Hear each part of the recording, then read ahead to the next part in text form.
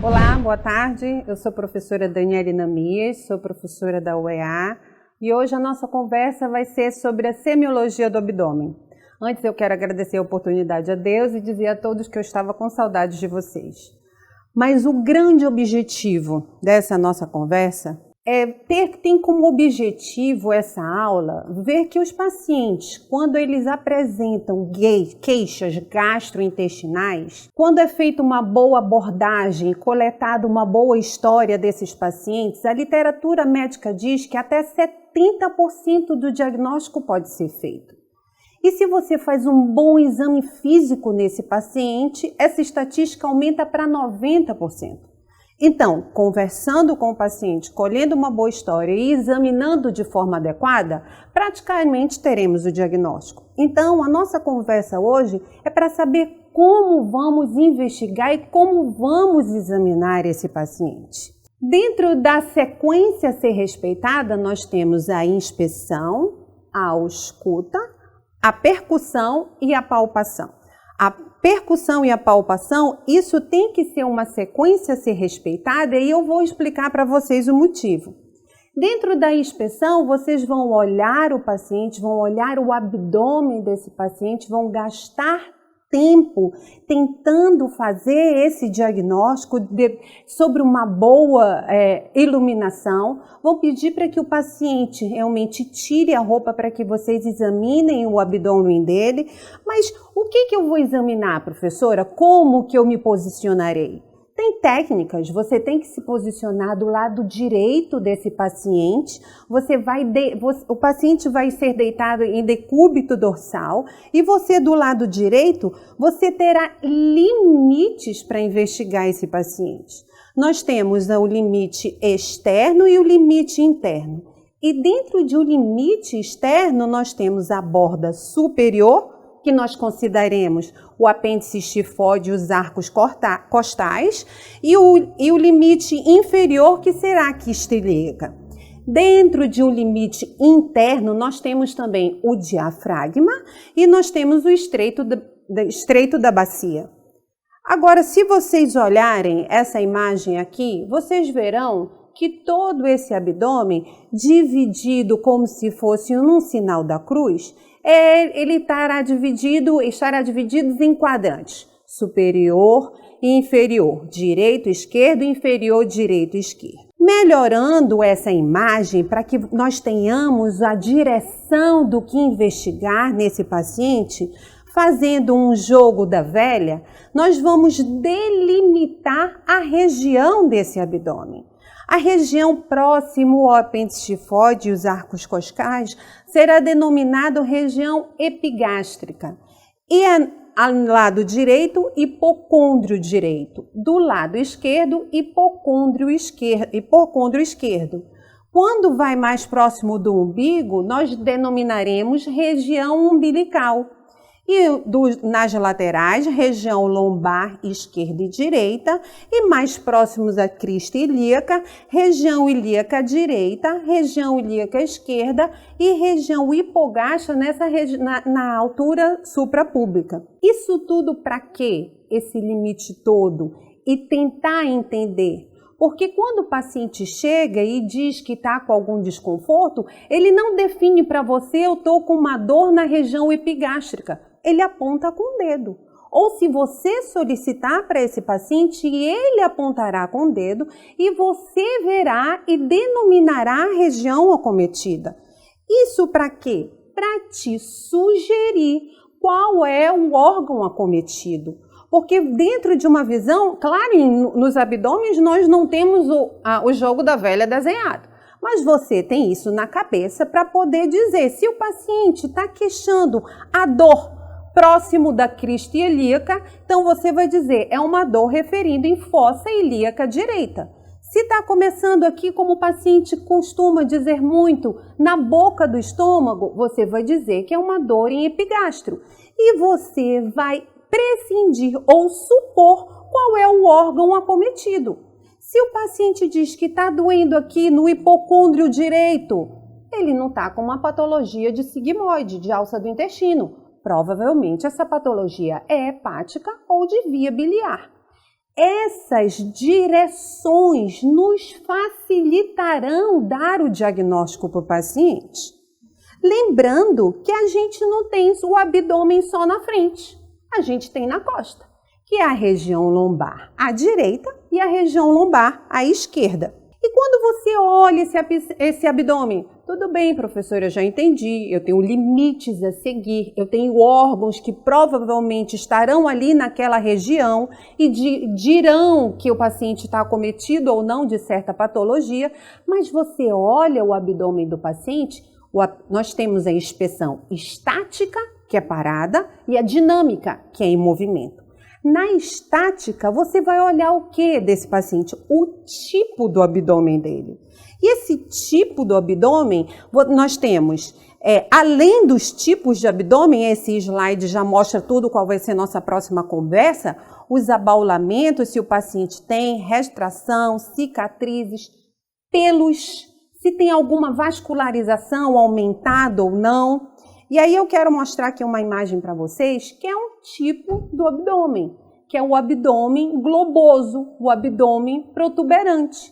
Mas ele pode ser a protuberante a custas ou de gás, ou de líquido, que seria ascite, ou da própria gordura, ou até uma paciente grávida, como mostram aqui as imagens. Esse aqui é um paciente com abdômen, você definiria como esse abdômen?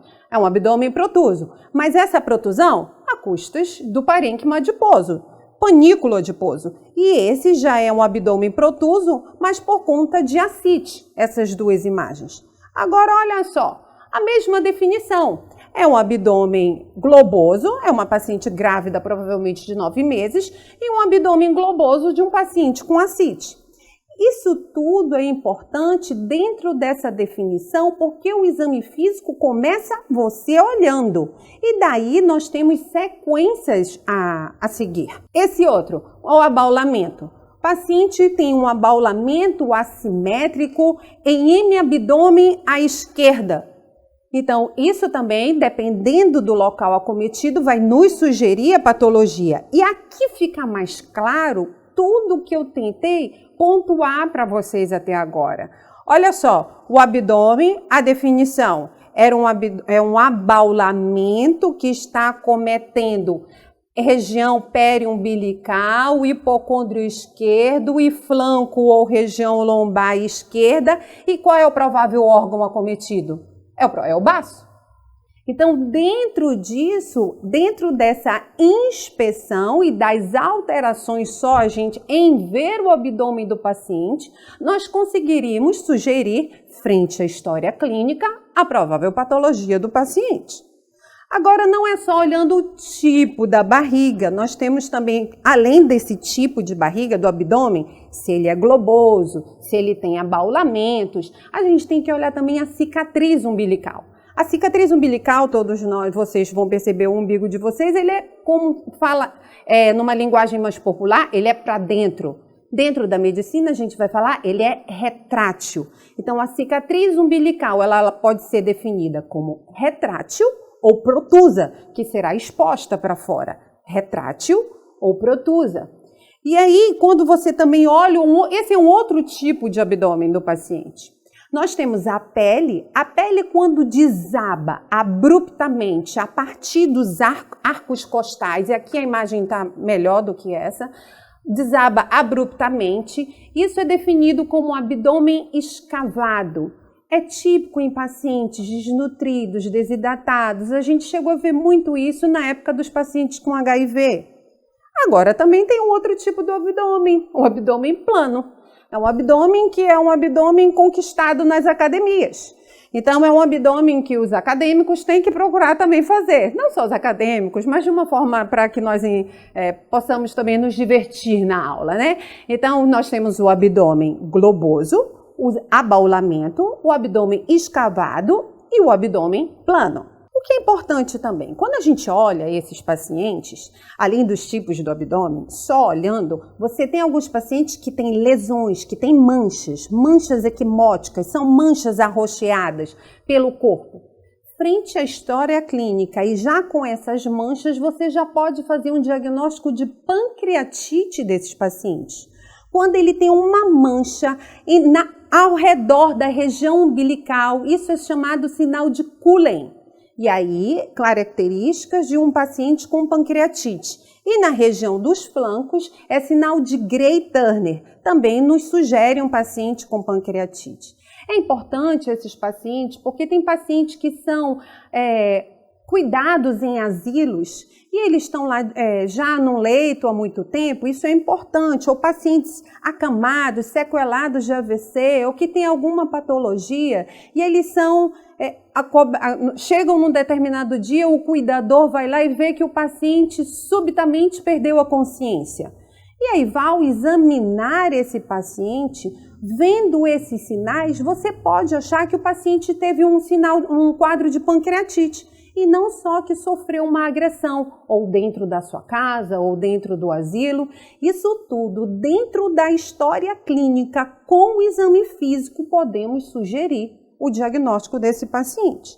Agora, eu vou pedir um pouquinho de paciência de vocês, porque essa imagem são sinais que deverão ser memorizados. Eu não tenho como descrever o porquê disso, mas já foram instituídos dentro da medicina e foram nomes de grandes cirurgiões que deram seus nomes a esses sinais que são cicatrizes de prováveis patologias.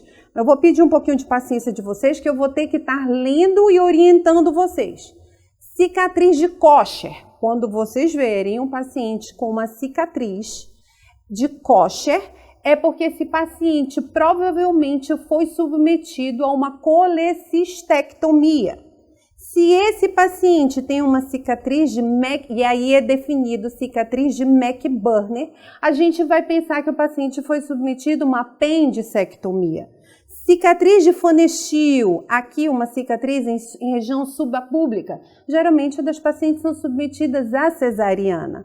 Temos a cicatriz epigástrica mediana, paramediana. Isso tudo é para quando vocês forem examinar um paciente e verem que esse paciente já tem essa cicatriz, não pensar que é a patologia que está trazendo ele até você.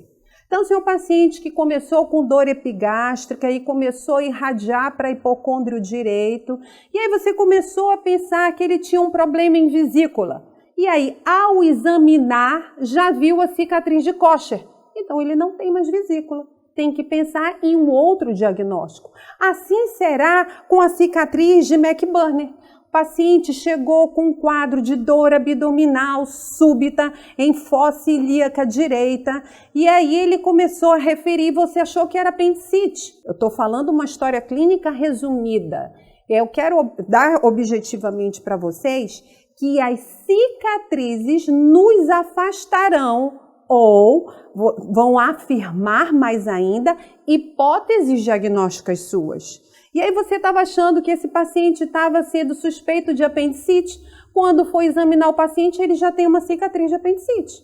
Aí pode ser gravidez tubária rota, pode ser qualquer outro diagnóstico, mas esse você já afasta. Então, ter noções dessas cicatrizes, não só noções, mas memorizá-las, te ajudará sempre dentro de um diagnóstico. E aí eu quero deixar mais claro para vocês, para que vocês vejam nas imagens. Olha, uma cicatriz mediana em região inguinal, a cicatriz de Kocher, a cicatriz de McBurner. E essa paciente aqui à esquerda é uma paciente que foi submetida a uma videolaparoscopia para resolver uma apendicite. E aí a cicatriz é de vídeo. Isso tudo bem. Vimos, olhamos, conversamos, vimos como é a história do paciente, examinamos, olhamos só. E agora de forma dinâmica, porque temos a inspeção estática e a inspeção dinâmica. De forma dinâmica, o que a gente vai avaliar nesse paciente? Se ele tem hérnia, como está a respiração desse paciente, se tem pulsação de aneurisma ou não no abdômen. E a gente vai ter algumas manobras que nos facilitarão a visualização de hérnias ou não. Depois vai estar associado aqui a essa aula alguns links que mostrarão esse exame físico, mas eu vou falar de uma forma que vocês possam entender. A elevação das pernas, o paciente vai estar deitado em decúbito dorsal, você vai elevar uma das pernas. Essa elevação, se o paciente tiver hérnia, haverá um abaulamento na barriga, no abdômen dele. Da mesma forma, a elevação da cabeça. E a manobra de Valsalva, você pedirá que o paciente coloque a mão na boca, sopre sem deixar o ar sair. Essa pressão negativa feita no abdômen vai estufar, vai formar um abaulamento que vai sugerir hérnia ou não. Já aprendemos a inspecionar, olhamos o paciente, já sabemos que tem inspeção estática e dinâmica, que tem epigástrico, mesogástrico, todas essas alterações vocês já sabem.